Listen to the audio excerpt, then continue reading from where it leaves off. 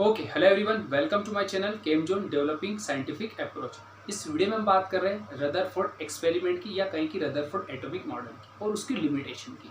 तो फर्स्ट हम बात करें रदरफोर्ड स्कैटरिंग एक्सपेरिमेंट की। तो चलिए स्टार्ट करते हैं। रदरफोर्ड स्कैटरिंग अगर हम एक्सपेरिमेंट की बात करें तो रदरफोर्ड स्कैटरिंग जो model experiment, Rutherford scattering experiment, first हम बात करते हैं रदरफोर्ड स्कैटरिंग एक्सपेरिमेंट। रदरफोर्ड ने अपना स्कैटरिंग एक्सपेरिमेंट के लिए उन्होंने क्या करा, सबसे पहले तो अल्फा पार्टिकल्स का सोर्स लिया। क्या क्या उन्होंने, अल्फा पार्टिकल, इसकी बात की उन्होंने, अल्फा पार्टिकल। और ये अल्फा पार्टिकल्स जो होते हैं ये हाईली एनर्जेटिक होते हैं। रदरफोर्ड स्कैटरिंग एक्सपेरिमेंट की अगर हम बात करें तो उन्होंने क्या लिया, अल्फा पार्टिकल्स लिए। और ये अल्फा पार्टिकल्स हाईली एनर्जेटिक होते हैं। और इनको कहाँ से ऑब्टेन करते हैं, तो अल्फा पार्टिकल्स की अगर हम बात करें तो obtained from radio active elements. जो रेडियो एक्टिव एलिमेंट्स होते हैं उनसे हम क्या करते हैं, इसको ऑब्टेन करते हैं। तो रेडियो एक्टिव एलिमेंट्स से हम क्या करते हैं, अल्फा पार्टिकल्स को ऑब्टेन करने का काम करते हैं। अब इन्होंने अल्फा पार्टिकल्स तो ले लिए, अब इन अल्फा पार्टिकल्स की इन्होंने क्या करी, बम्बार्डिंग की। अल्फा पार्टिकल्स की बम्बार्डिंग कहाँ की, तो इन्होंने गोल्ड फॉइल पर की। गोल्ड को क्यों चूज किया, क्योंकि गोल्ड एक मेटल है, एज वेल एज मेलेबल है और डक्टाइल नेचर की होती है। हम उसको एक बहुत ही या कहीं की थिन शीट में कन्वर्ट इजीली से कर सकते हैं, इसलिए उन्होंने क्या करा, गोल्ड फॉइल को चूज किया। और गोल्ड फॉइल पर उन्होंने क्या करा, कोई अल्फा पार्टिकल्स की बम्बार्डिंग की। तो ये रही मेरे पास गोल्ड की फॉइल, और इस गोल्ड की फॉइल को मैं कुछ इस तरह से अरेंज कर देता हूँ ताकि मुझे समझ में आए। ठीक है, अब गोल्ड फॉइल की अगर हम बात करें तो कहते हैं, इस गोल्ड की अगर हम फॉइल की बात करें, जो गोल्ड, ये आपका गोल्ड की जो फॉइल है ये थी 100 नैनोमीटर की। कैसी थी, 100 नैनोमीटर की थी गोल्ड फॉइल। फिर बात आती है कि ये जो गोल्ड फॉइल थी आपकी 100 नैनोमीटर की थी। इसके बाद अगर हम बात करें तो उन्होंने जो अल्फा पार्टिकल्स थे वो कुछ इस तरह से अरेंज किया, कहीं कि एक सोर्स थे अल्फा पार्टिकल्स का, जिससे वो क्या कर रहे थे, कंटिन्यूअसली उस अल्फा पार्टिकल्स को क्या कर रहे थे, बम्बार्डिंग कर रहे थे। तो ये हमारे अल्फा पार्टिकल्स हैं जिनकी वो कंटिन्यूअसली क्या कर रहे, बम्बार्डिंग कर रहे। जैसे उन्होंने इस एक्सपेरिमेंट को स्टार्ट किया तो उन्हें कुछ ऑब्जर्वेशन आया, या कहीं कि एक्सपेरिमेंट क्या हुआ समझते उसको। फर्स्ट उन्होंने क्या करा कि जैसे अल्फा पार्टिकल्स को फेंके तो कुछ अल्फा पार्टिकल्स क्या हुआ, एकदम स्ट्रेट चलेगा। कुछ अल्फा पार्टिकल्स क्या हुए, एकदम स्ट्रेट चलेगा, स्ट्रेट लाइन में चलेगा।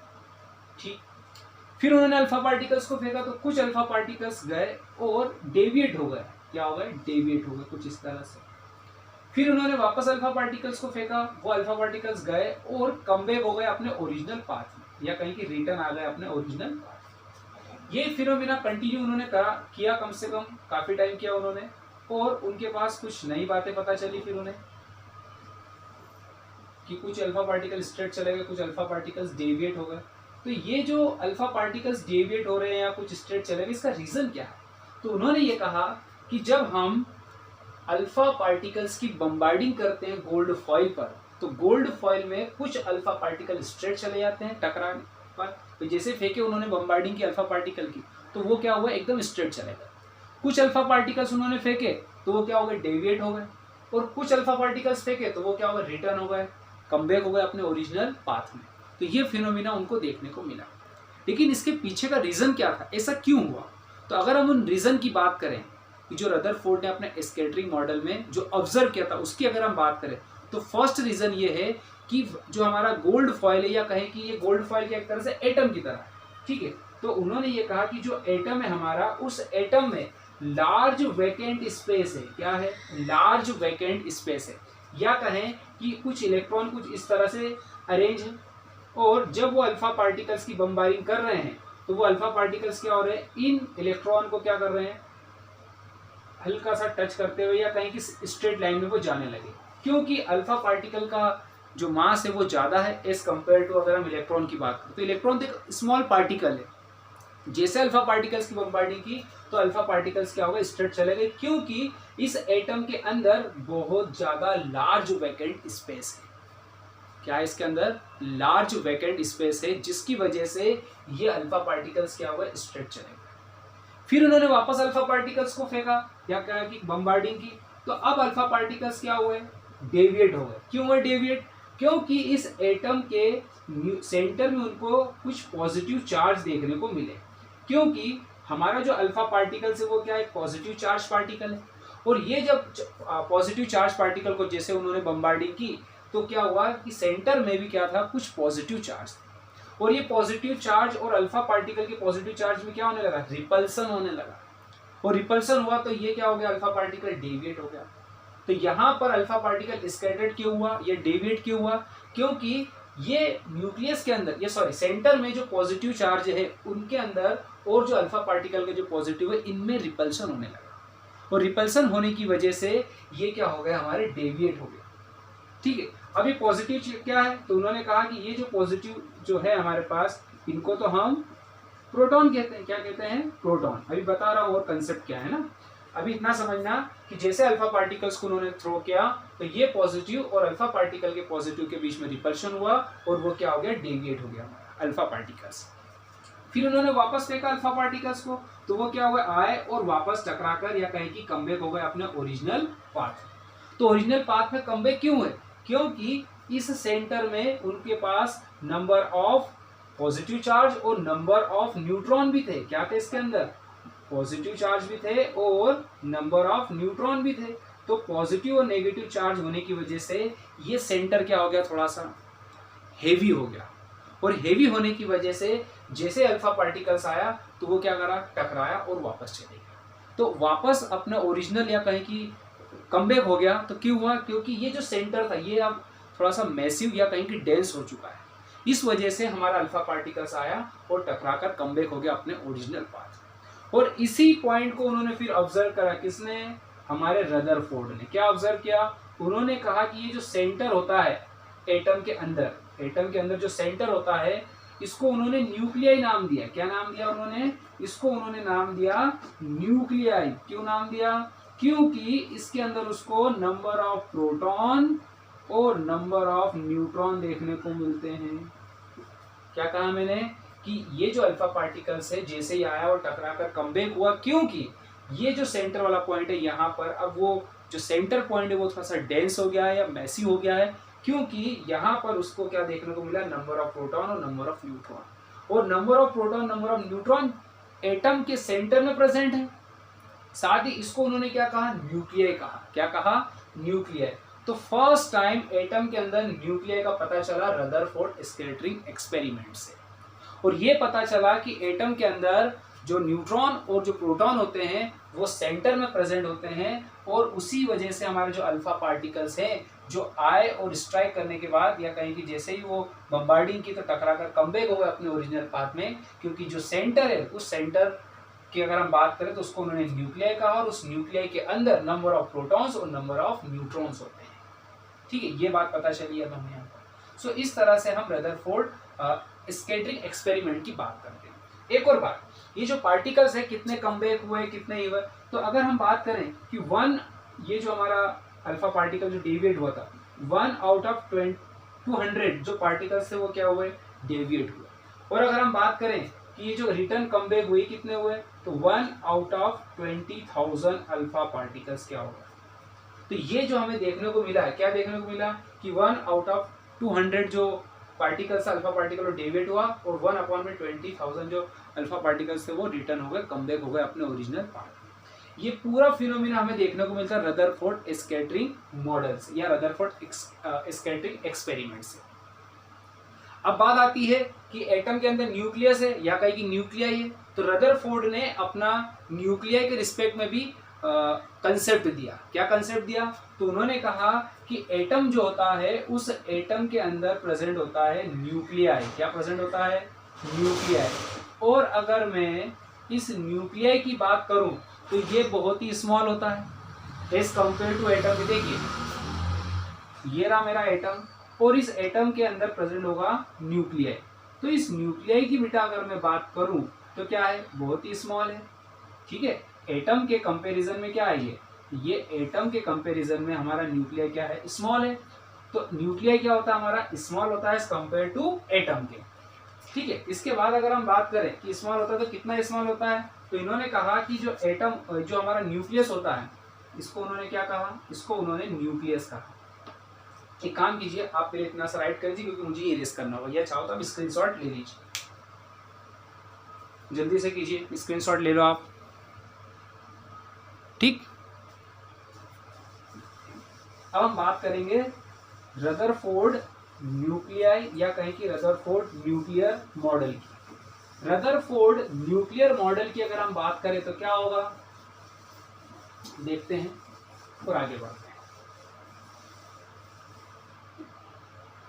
अब बात आती है रदरफोर्ड न्यूक्लियाई मॉडल। तो देखिए रदरफोर्ड न्यूक्लियर मॉडल क्या होता है, तो रदरफोर्ड जो न्यूक्लियर मॉडल है उसकी अगर हम बात करें तो ये हमारे पास क्या है, एटम।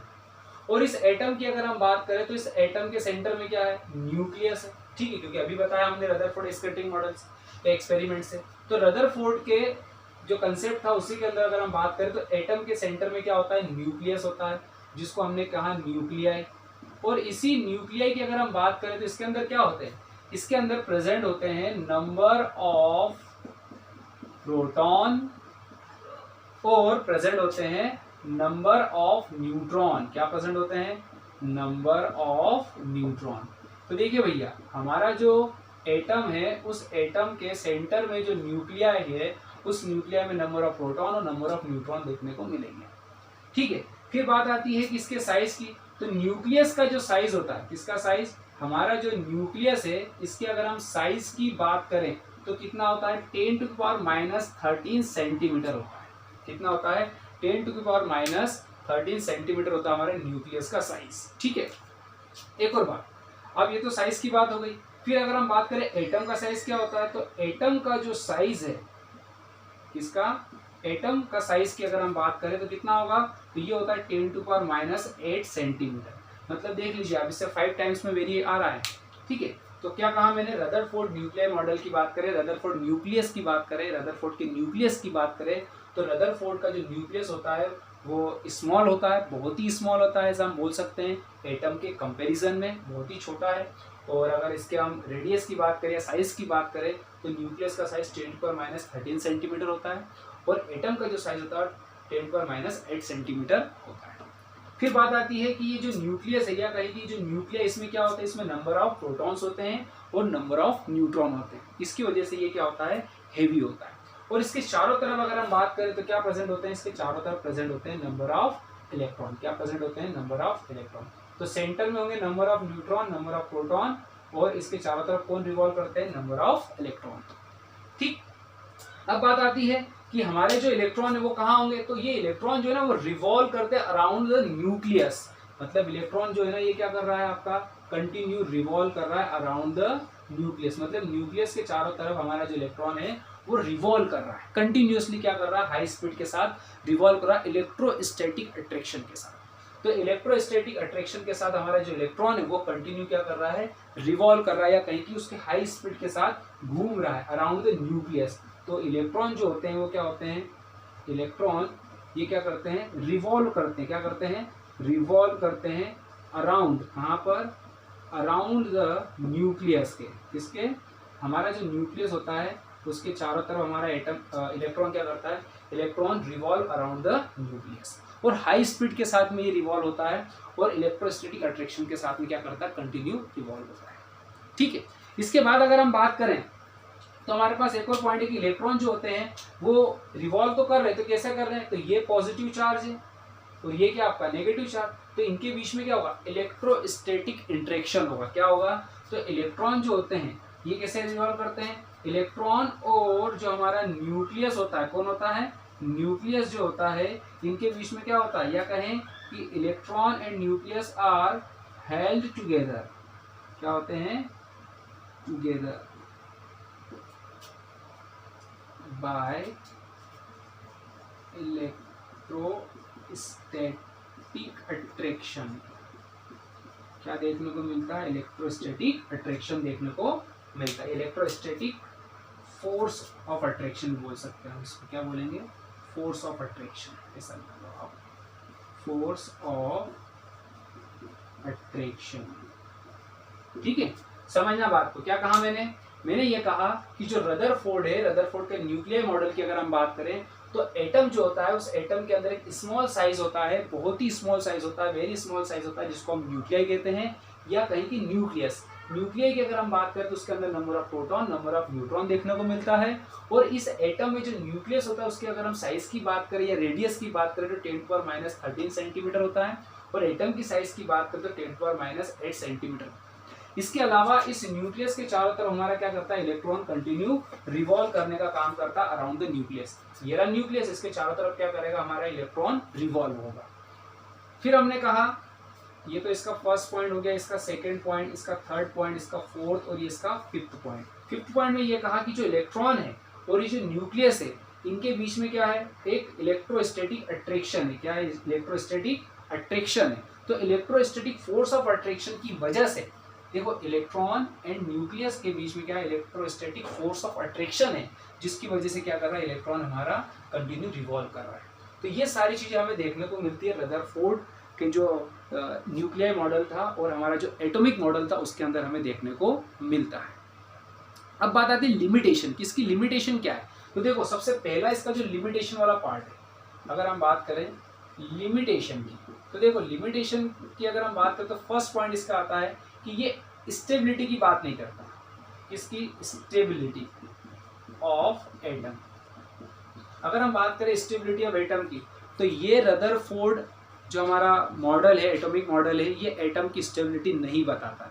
क्यों नहीं बताता, क्योंकि देखिए अब आप, उन्होंने ये कहा कि हमारा जो इलेक्ट्रॉन है, मैं यहाँ बनाता हूँ, यहाँ पर उन्होंने कहा कि हमारा जो न्यूक्लियस है वो पॉजिटिव चार्ज है उसके अंदर, और नंबर ऑफ न्यूट्रॉन भी देखने को मिलेंगे। और जो इलेक्ट्रॉन है वो क्या कर रहे हैं, वो कंटिन्यू उसके चारों तरफ कुछ इस तरह से रिवॉल्व कर रहे हैं। और जब इलेक्ट्रॉन कंटिन्यू रिवॉल्व करेगा तो क्या होगा, रिवॉल्व करते जाएगा और एक समय बाद क्या होगा, वो अपनी एनर्जी को क्या करेगा, लॉस करेगा। मतलब कंटिन्यू जब वो रिवॉल्व करेगा तो एनर्जी को क्या करेगा, रिलीज करेगा, और रिलीज करने के बाद वो कहाँ फाइनली आके चले जाएगा, वो फाइनली आकर हमारा चले जाता है न्यूक्लियस के अंदर या कहीं की न्यूक्लियस में गिर जाएगा। तो जब इलेक्ट्रॉन कंटिन्यू रिवॉल्व होगा अराउंड द न्यूक्लियस तो धीरे धीरे क्या होगा, उसकी एनर्जी रिलीज होती जाएगी या कहीं की एनर्जी कम होती जाएगी। और इलेक्ट्रॉन अपनी एनर्जी कम जैसे जैसे होती जाएगी तो उसका जो स्पीड है वो भी क्या होगी, स्लो होगी, और अल्टीमेटली फिर वो क्या होगा, वो अल्टीमेटली धीरे धीरे रिवॉल्व होते होते होते हमारे न्यूक्लियस में आकर फॉल हो जाएगा या गिर जाएगा। जिसकी वजह से ये पता चलेगा कि एटम की स्टेबिलिटी कहाँ है। तो एटम की स्टेबिलिटी जो हमारा रदरफोर्ड थे वो नहीं बता पाए। ठीक है, उसके बाद बात आती है कि इन्होंने stability of atom not explain, ऐसा लिख दो आप, नॉट एक्सप्लेन। ठीक है, नहीं बताए। दूसरा पॉइंट आता है कि डिस्ट्रीब्यूशन ऑफ इलेक्ट्रॉन, इलेक्ट्रॉन का डिस्ट्रीब्यूशन कहाँ है, कहाँ पर इलेक्ट्रॉन का डिस्ट्रीब्यूशन हो रहा है, कोई फिक्स उसकी प्लेस नहीं बताई उन्होंने कि इलेक्ट्रॉन का डिस्ट्रीब्यूशन कहाँ है। तो यहाँ पर इलेक्ट्रॉन जो उसका डिस्ट्रीब्यूशन नहीं बता पाए। इलेक्ट्रॉनिक डिस्ट्रीब्यूशन की अगर हम बात करें तो भी इसका ड्रॉबैक था, इलेक्ट्रॉनिक डिस्ट्रीब्यूशन। ठीक है, तो इलेक्ट्रॉनिक डिस्ट्रीब्यूशन भी नहीं बता पाए। और थर्ड अगर हम बात करें तो ये क्या नहीं बता पाए, ये नहीं बता पाए कि हमारे पास जो एटम था उनका स्पेक्ट्रम क्या था, या कहें कि स्पेक्ट्रम की इन्होंने बात नहीं की।